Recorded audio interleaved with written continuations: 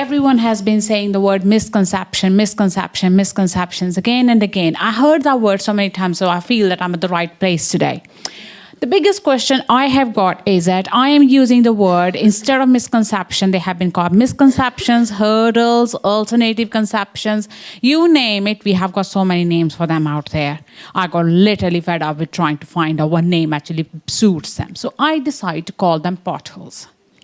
Because the problem at the moment is they are the potholes. Just imagine there is a road next to your house, you got a pothole there.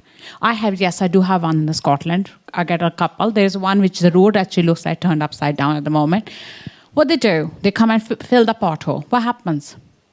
After a while, the pothole actually gets bigger and bigger. What I mean is, if we do not fix it right at the start, where the misconception started, and we try to fix it when they come to me in year 9, year 10, year 11, whatever I'm going to do, it is not going to return the road to the way it was supposed to be.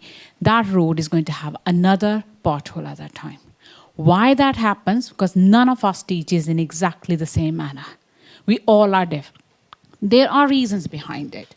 So what I'm going to be asking you today, that what is the consequence of these alternate conceptions in your subject? Some of you are physics specialists, some are chemistry, some are biology specialists. And unfortunately, some are here teaching all of them at the moment.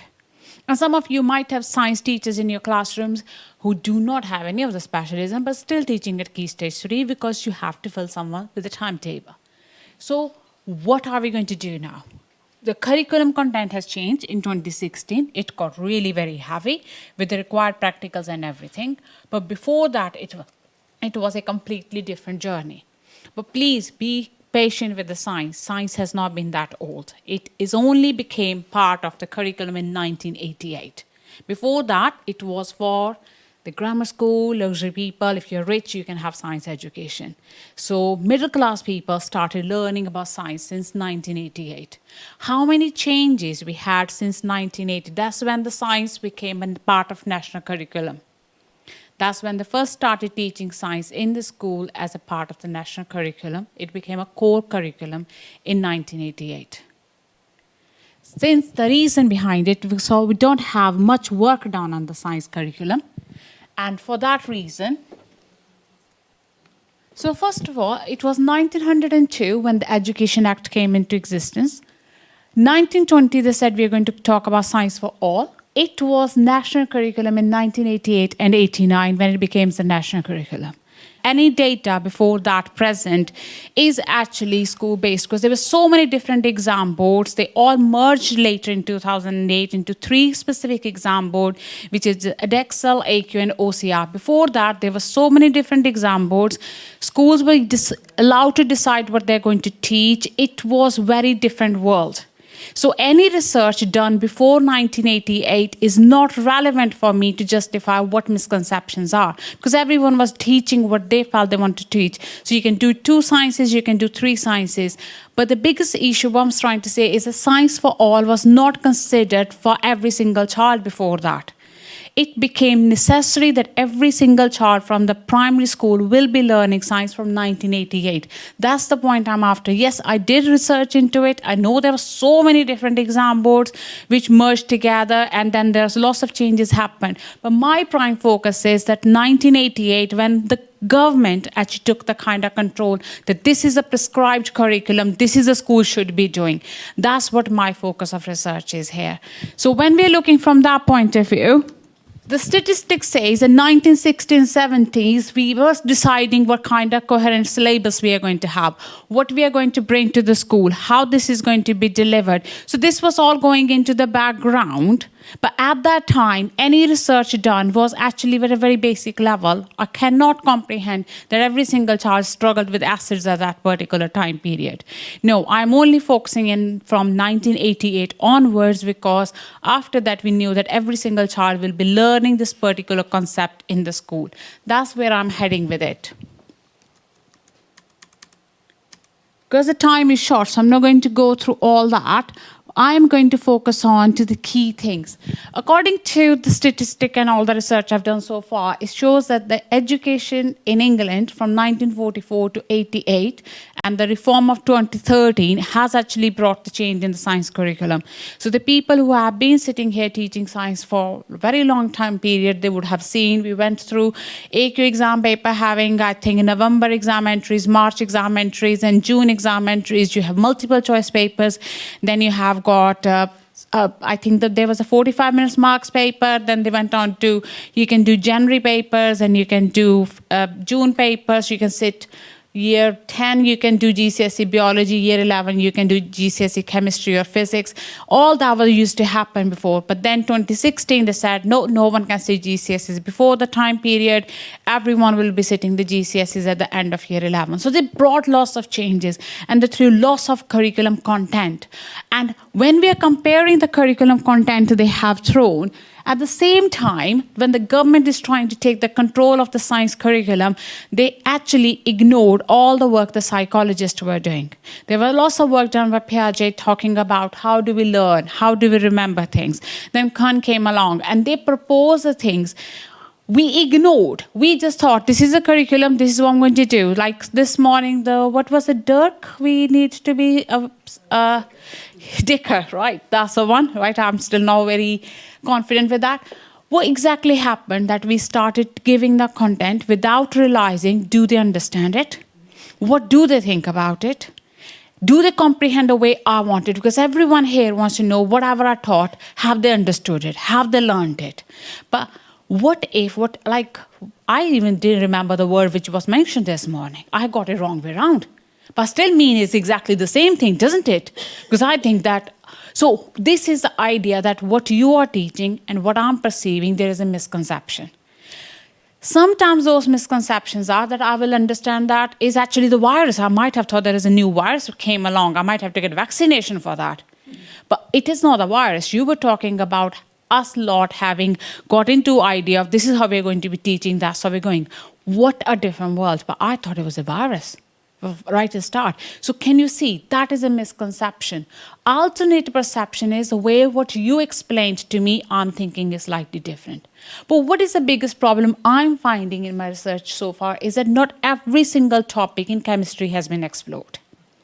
But what we have done over the years, we have added more and more content. So I'm going to get rid of all of this. I'm going to take you straight on to the curriculum because I am constrained with the time. But I really want to talk about, this was one reason why I was talking about that the science became 1988. Because before that, you're talking about the schools are teaching, but who is influencing the science in the schools? Who has taken the control? The government, LEAs, schools, then comes your curriculum, then comes your pedagogies, then comes your assessments. So schools can take in charge of the assessments. LEAs will decide what kind of pedagogy was going on. It was before 1988, so I'm talking about that time period. So the government, when the government came in, they actually just made it a almost kind of pyramid where everything has been connected together. We know what they have to learn, by what time they need to learn, and on that basis, we are trying to work out that this is how curriculum is going to develop. And where we are going with it, that we're trying to find out what kind of misconceptions students are having. So my area of the focus is specifically the misconceptions which are happening because of the vernacular. So the way we say things, the way we speak things, the way we perceive the words. Because the words mean different things to different people sometimes. Accent makes the biggest difference, okay? I'm from Midlands, but I've got Indian accent. I don't know why. I can't do anything about it, right? Yeah, my parents are Indian, that might explain. But I actually lived all my life in Midlands, okay? So I have got that accent. So sometimes I will say a word, it will mean slightly different thing. When I moved to Scotland, they say certain words, they mean completely different thing, okay? So when we perceive the words differently, they causes a misconception. But we do not have time in the lesson to pause and ask that question. We have to work on the way that we have to get the content covered. The students are on track to achieve that target grade. That's what we have been focusing. So what we are looking at in this area, the topic is going to be science, chemistry, pH, acids, and alkalis, because they're linked with both biology and physics and the key chunk of the chemistry. That's the topic I'm exploring in my research.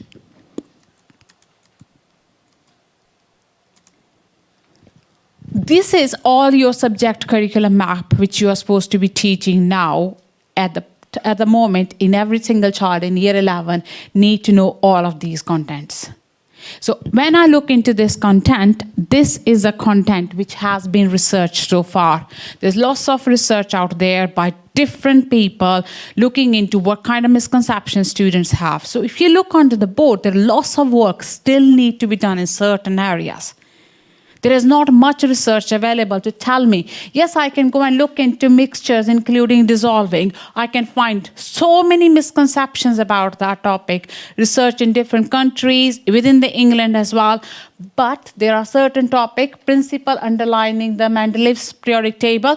I cannot find the misconceptions in that. So lots of topics, we cannot identify the misconceptions. And those are the misconceptions embedded with other topics are causing complications.